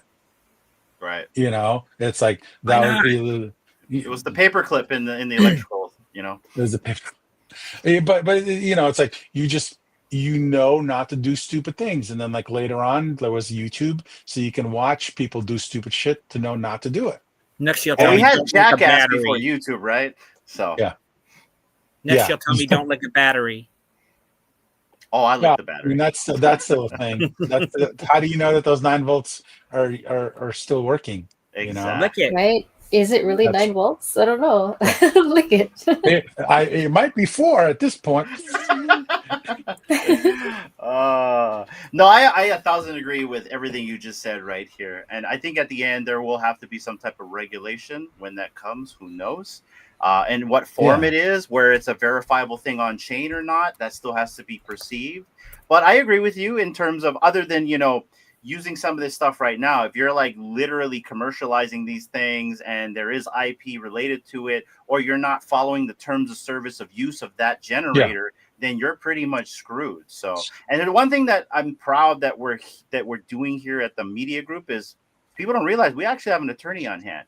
So a lot Nice. of what we do here, we run it through the attorney because we don't want to be in hot water. So trademark laws, copyright laws, even doing a giveaway on stream, right? You might actually like, there's also lottery laws involved with that too. So yeah, everything Absolutely. now goes through the attorney because we don't want to get screwed here. So. Well, I mean, like you're in the early stages of being in building like a media group. Yeah, we don't For want to me, mess that up. So, And for me, I do it for fun. I like seeing my stuff come to life. Yeah. I've not, what I like to see it as some of it as a real product, maybe, but it's not a process I'm prepared to go through. So, And Yeah. you know, you're right, because and without us saying much, because you know, you've said it before, there are NDAs involved with certain project individuals that you do business with. I remember doing business with a specific individual entity out here where we had to be above board, above line, and everything had to be right on the T. And if we weren't, we couldn't do it. Am I right, T? Yeah. So yeah, even Yeah. stuff like really, like why not? It's so good, and it's like nope. or an you hour can't before do we it. go live, you know what I mean? Without saying Yeah. too much, but yeah. Anyways, I feel you. on Well, that. I mean, like everybody's got standards. Everybody's got, you know, different Mhm. stakes. You know, I mean, like what's really frustrating, or what was frustrating about the early. Well, I mean, it's still a case for some of the people at FUD, VV constantly, is that they don't understand how licensing works. They don't understand the value that Disney and Marvel place on their IPs and how important they are and how much they want to protect them, and like how much of a freaking insane level of trust that they have in David, right, and Dan and their team in to let them use their characters in this space, right? because there isn't really any other, metaverse or platform where, where Wolverine can live with, Disney princesses, right? So Good point. there's like certain standards where their lawyers have to kind of game the the possibilities of like somebody doing something nefarious with those assets, because they're like, oh, it's like, this sucks because I can't take my VV collectibles out of VV app. But it's like, one, like, why would you? Right? Two is, in what world would that be possible for any kind of, like, if you're an IP holder and you're building kids entertainment and family entertainment, it's like, it's like you can't stop people from like putting their AR assets into like weird situations, but you don't want to encourage it. On all mine, dude. That's coming. I'm kidding. No, I mean, like that's a whole other conversation. But it's like, when everybody has headgear or some sort of devices where you can experience these things in front of you, and you're just going to be walking down the street with, like, instead of having a phone in your pocket, you just have like a little frame with or without lenses, and you're just going to be able to see stuff, and you're going to be able to talk to people, you're going to be able to get information about everything that's around you. But how much does the device like that cost? And then it's like, what is the game plan for companies that are spending billions of dollars on developing these devices? What you do is you just basically like, oh, hey, if you sign up for like an annual subscription and you pay like $200 a month, you can get this $5,000 device for free, and you're just like wearing these pair of glasses, and you're instantly in a world where everything around you is selling you stuff. Yeah, I was just gonna say, inundated by ads. You have absolutely zero filters from any advertisements that are coming at you. So you'd be like, it's like in Back to the Future, and Marty like shows up in the mall, and like the shark just kind of comes out. It's just, all the shit's just going to be happening like that in your field of view. And then people that already are disconnected from reality because they're just, like, you're looking at a book, it's like you're trying to zoom in because you're used to the iPad. It's like I can't even imagine what that's going to look like, but you're going to have to be able to add options to your monthly subscription to delete, to ad block certain levels of advertisement. And because, imagine hackers doing nefarious things to your reality as you're walking down the street. And the whole parental controls aspect. Yeah, I mean, like, just like I just joked about it one time, and people just like, oh, that's crazy. I'm like, it's like what's the, like, everybody's like, oh, what's the worst thing that can happen? I'm like, imagine you're just like walking down the street and like the floor just drops out from under you, like, and it just happens, and you just have a heart attack. You're surprised, or you're just walking down the street and it just like starts raining dicks. It's just like, it's just like what kind of world am I in? Like, right? So it's like, I mean, it's like, you have graffiti, right? You have graffiti, you have all sorts of weird things that people will do just because people are bored and they like to fuck with other people. And that also creates, like, in everybody's streaming, everybody's recording, and everybody's sharing content, like, you could have a zone of just pranks where you're just kind of walking through and like stuff that's happening and you just react to it, and somebody else is recording it, streaming it. It's like the whole thing is just like a complete clusterfuck of just I mean, it's like everything's like I don't want to think like everything's going to be a Black Mirror episode, but the future's so fake. That's right. But it's like, well, that's kind of going back to the Vivi thing, is like, it's really important to have that ecosystem be gated in a way that it is, because you want to have a safe space. because eventually, if you have Disney princesses, you're going to have rides. You're going to be able to go on to, like, you're going to be able to go, whether it's VVverse, whether it's Disneyland digital, you're going to be able to like go into an environment, you maybe with a hand controller, and just like experience rides as if you were there. Might be able to even feel the wind blowing on you and have smells or whatever, right? Just like a whole experience. But like, you want to be able to control that. Like you can't go into Disneyland and like do whatever the fuck you want to do. Right. They'll arrest you and they'll put you in Disney jail. In the dungeons. Yeah. Into the dungeon. Excuse the dungeon. No. I sorry about that, everybody. I completely agree with you on that front. And what's interesting about what you say about the VVverse, and here's something I've been kind of like saying for a few years now. When I grew up in a small town. So, and in Hawaii, comic books, Ninja Turtles, cartoons, they weren't cool. So if you were caught playing with that stuff in school, you'd either get beat up or teased, right? So, but with the VVverse, the one thing that I do love about that is having a place where kids can congregate. The place where I used to hide was my comic book store. And so I would love to see something like that. My daughter, like the VVverse is made for places like kids for like my daughter's age. She's like the age 12 right there. So all of her friends hanging out in a digital construct where it's safe, it's contained, it's controlled. They're at the comfort of their home, but they're really walking down some digital street.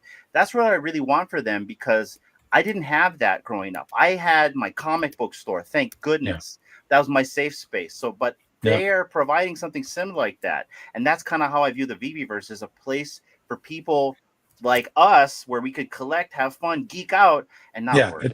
It's sort of like, in a way, it's like a more advanced, it's like the way that I sort of look at some of it is like, it's like a more advanced version of Club Penguin.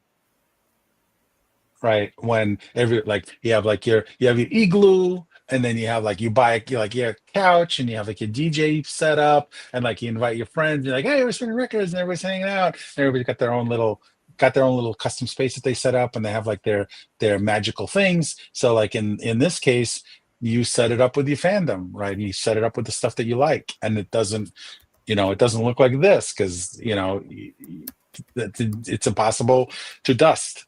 And that's like the whole other level of,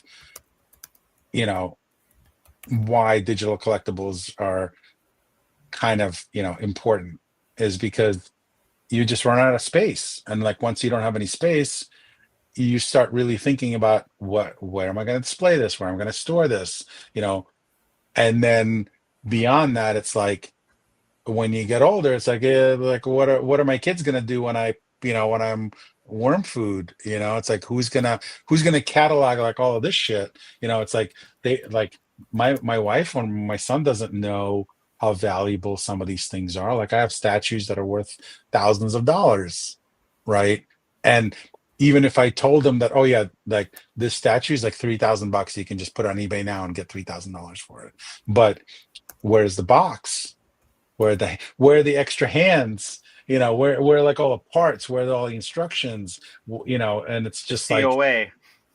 Correct. And it's like, I started thinking about that when Robin Williams passed away, and like I've been thinking about it a lot before then, but like when Robin Williams passed away, his daughter, because like he was like a big time toy collector. Like he had a couple of pieces that I designed in his collection. He was like a big model builder and custom, like he commissioned customs from people. Like he built models, he built kits, he collected. My favorite movie was Toys from him. I don't know if you liked. I love the Toys. genie. That was super fun. Yeah. But like when he passed away, like his daughter was like, she went on Twitter and she was just like, hey, my dad has like 2 storage lockers full of these things, and I don't know what they are, and I don't know how much they're worth. And like people were like trying to help her, sell her dad's collection. But like with digital things, it's like, you put it online, somebody buys it, you kind of know what it's worth, because you know what the floor price is, you know what you can get for it. You know, you don't have to worry about taking photos of it. You don't have to worry about like, oh shit, it's missing a leg. You know, I don't know where the accessories are. It's like the whole thing is like right there. So that becomes really easy. And then eventually we're all going to have, you know, personal grade 3D printers in our home, just like we have refrigerators. You know, it used to be like a refrigerator was a luxury. You had to have like a freaking root cellar in your basement, right? Or you had to have a, you know, you had Man, to a have microwave was luxury back then, at least for What's us. printing for dinner tonight? Well, I mean, like if you basically, it's like you could be anything you want, because all you have to do is like you just purchase an NFT that has the metadata for you, like your McDonald's burger or something, you know, something fancier if you like, and it'll just print the thing, and it'll look the same, it'll taste the same, and you won't be able to tell the difference because it's just be made out of, you Till you know. learn protein. till you learn it's made of people. And it tastes like chicken. Whoa. Just And it kind tastes of like went there. Soylent Green. What's different now? Joking. and it tastes like chicken. tastes But like- you know, tastes it's like, Would that be called I mean, the meat lover they're special? not going to be sending an entire freaking Ace Hardware store to space to build, you know, to build a base on the moon. They're not going to be sending like Lowe's to freaking build, you know, structures on Mars. They're going to send industrial grade 3D printing robots. There's already You know. a city inside the moon, don't you see? Is that the one that all the Nazis live in? That's an awesome movie, actually. I No love wonder it. he likes cheese, D. I love that movie. The Surprisingly. Hitler, Yes, freaking the Hitler riding Nazi from dinosaurs. yes. Yeah, that was a good movie. I That- know what you're talking So about.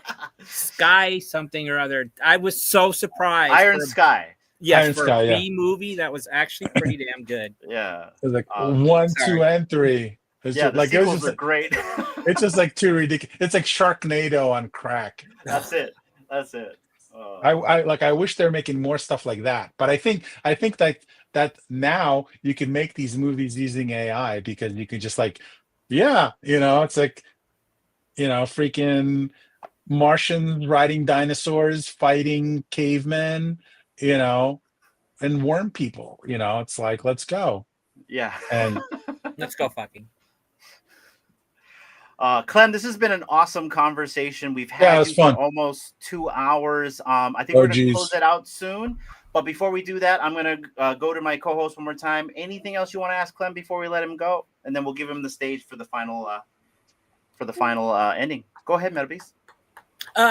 One last question. Hopefully it's quick. What of all the things you created would you consider your favorite? my favorite is this guy. The bear.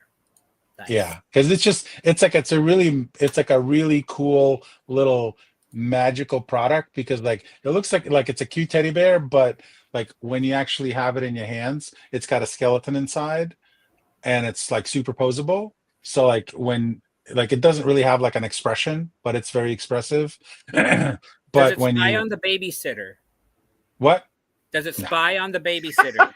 Not this one, you weirdo. Only the special editions.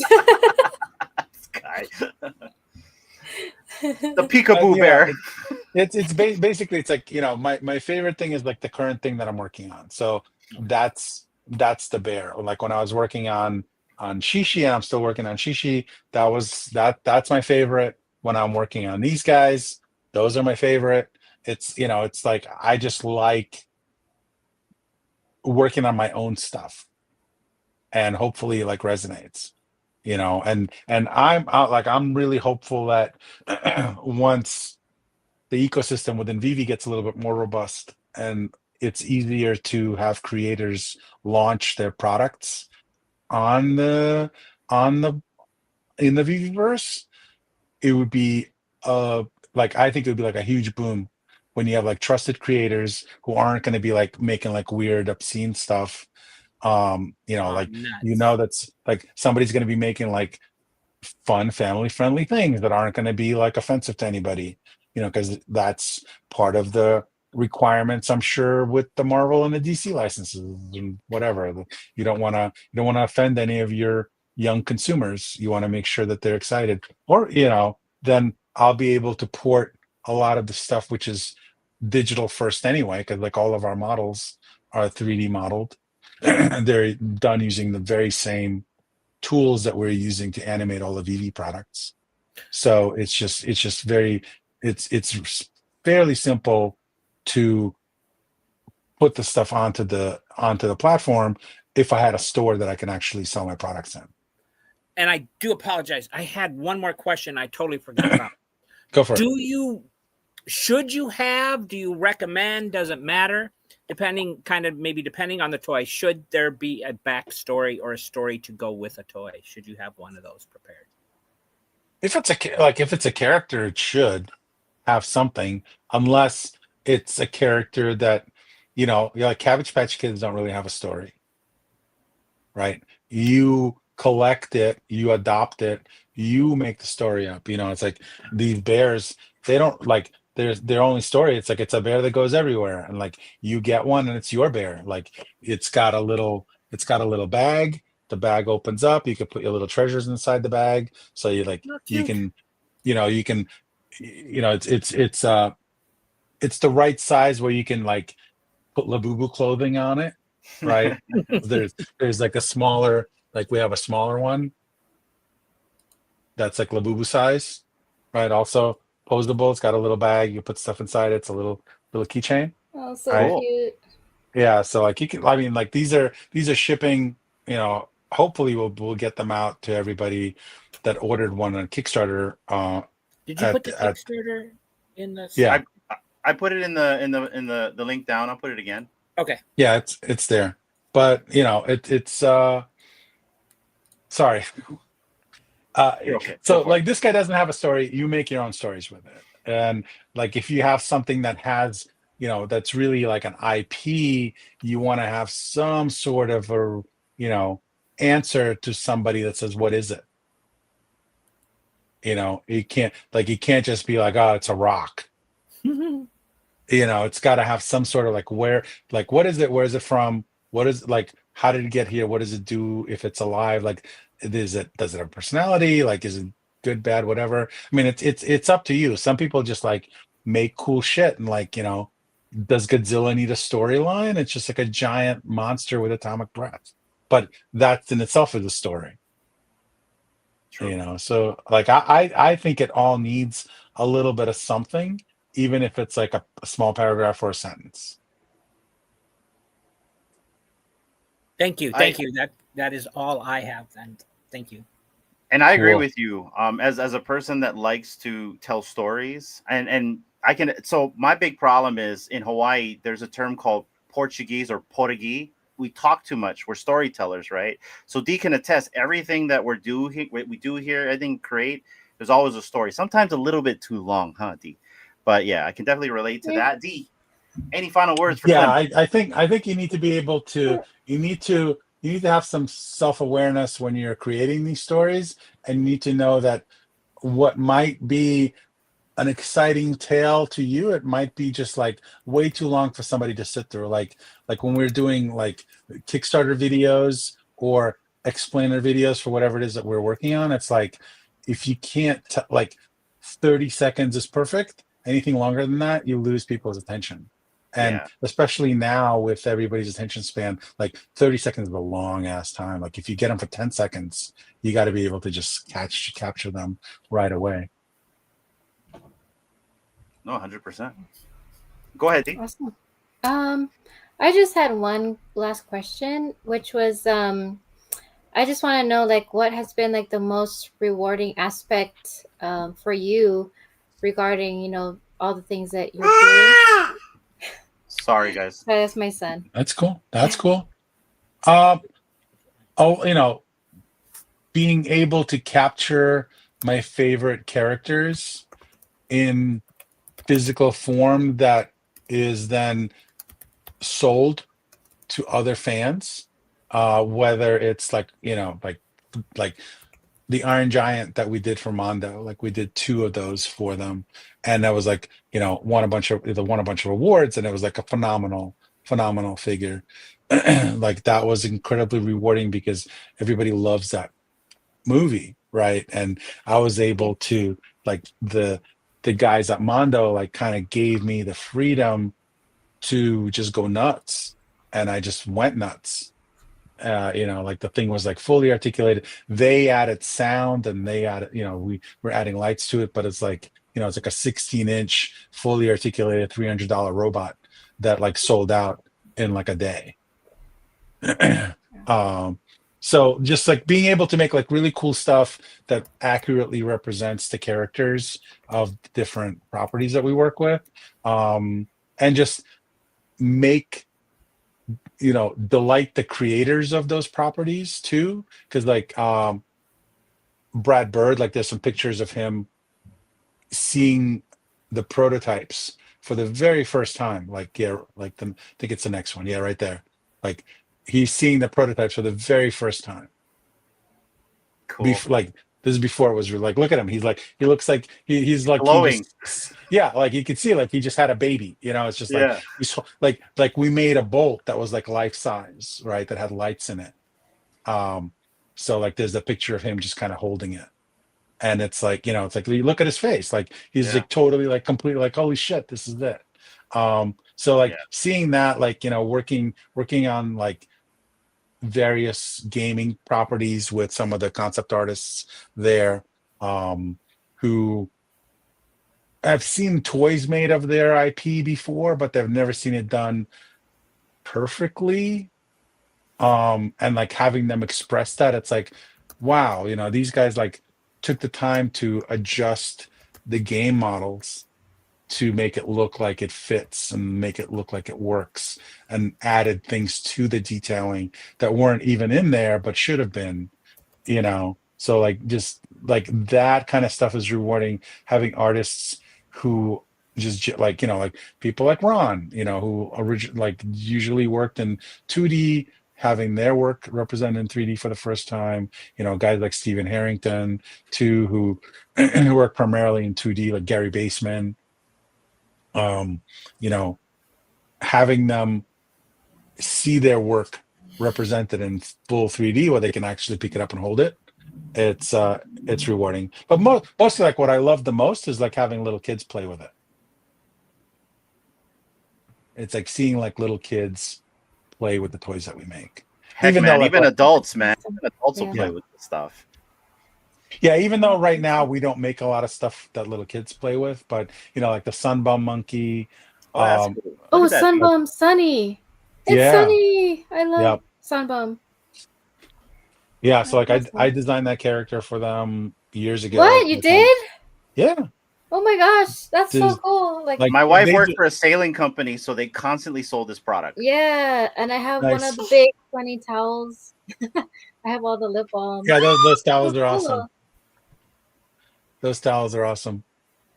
Oh, that's cool, Um, man. Wow, Uh-huh. you're pretty connected, man. Shoot, Yeah. that's cool.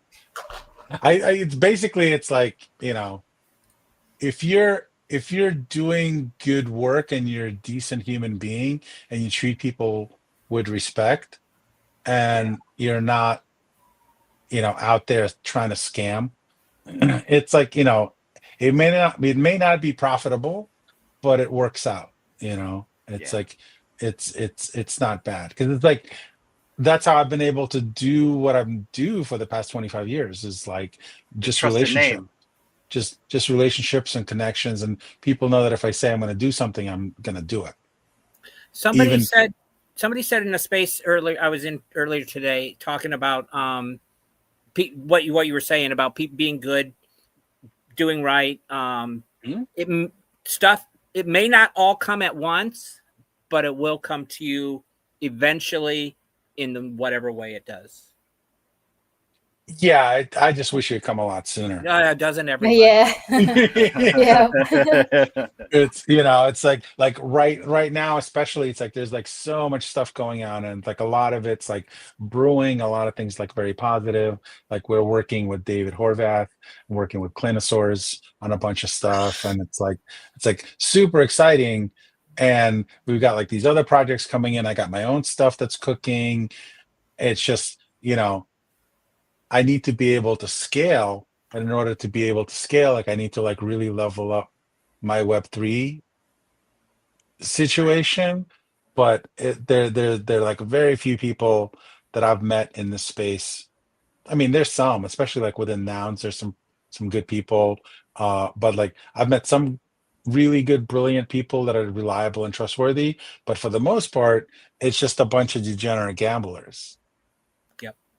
It's like I'm kind of old school, and like even though I smoke pot, like I'm not going to be investing, my time and attaching my IP to somebody that's just like freaking smoking weed every day and posts about it online. Integrity. Yeah, exactly. I wanted one of those Clanosaurs. God, they're so cool. I thought they were so cool. Oh yeah, man. I like whenever like I like, oh man, I should try to pick up a Clano, and then it's just like the market dumped, and it's just like, yeah, can't really afford anything right now. Mm-hmm. Just wait. Feel you, man. But that's like my favorite. That is my favorite project in Web3, primarily because like those guys are just a phenomenal team that like actually are all builders. They're all creators. They're all artists in their own right, and they're out trying to build like a long-term thing that is way more than just that one IP. Nice. Very cool.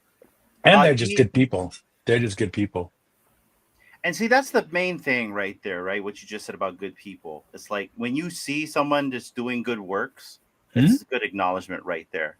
Clem, thank you so much for coming on and giving us your time. We've had it for 2 hours, and I didn't even think we were going to have you here this long. No. 12 o'clock here. Like I said, I'm Portuguese. So when you meet me in real life, you're going to run away from me because I'm going to just talk your brains off. Oh no. Speaking of talking your brains off, we're going to see you in 2 weeks. But Clem, I want to give you the stage finally. Anything else you want to promote? Let people know where you're going to be at DesignerCon. Anything you want to tell the audience? You got 200 eyeballs watching right now. The floor is yours. 200? That's 100 people, or is that any pirates in there? We don't bought anything, so we're about the half and half channel here. Yeah, so you could follow me on Instagram at BigshotToyworks or on Twitter at BigshotToyworks. We've got a bunch of stuff cooking all the time. The thing that we've got at DesignerCon is pretty fun. We're gonna I don't know my schedule at the VV booth, but we'll I'll have some stuff to sign if you want some things signed or want like some silly sketches from me.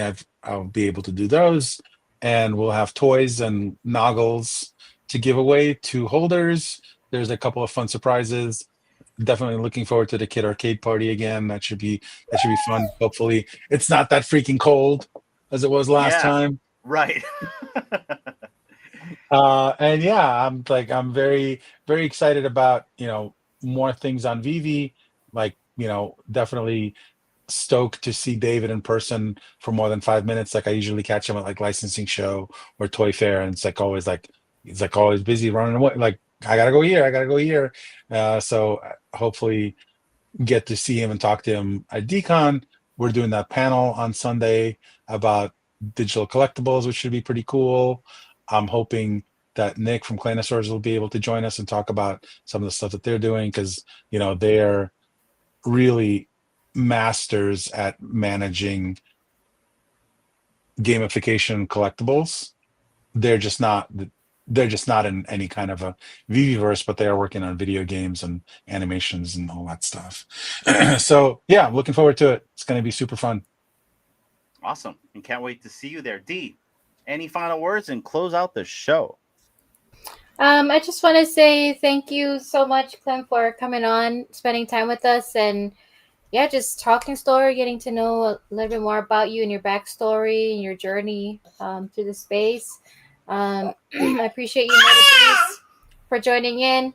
Our son is very excited. Unfortunately, he won't be coming to meet you in Vegas. But maybe in the next year or so.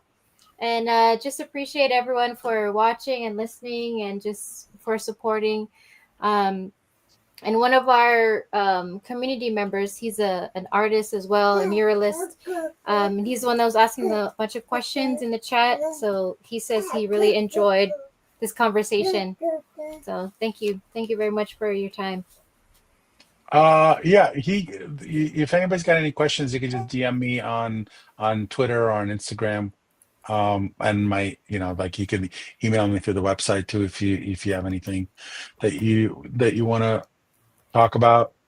I'm usually pretty accessible, but right now, like, my schedule is like all over the place. All right, no worries. So that's why we thank you so much for your time, because I know you're really busy. So thank you for saying yes and coming on. Yeah, of course. I will see you guys in 2 weeks. This has been fun, you guys. Thank you so much, MetaBeast, Clem, D, and the audience. Until the next time, we'll see you later. All right, thanks. Take care. Bye. Good night.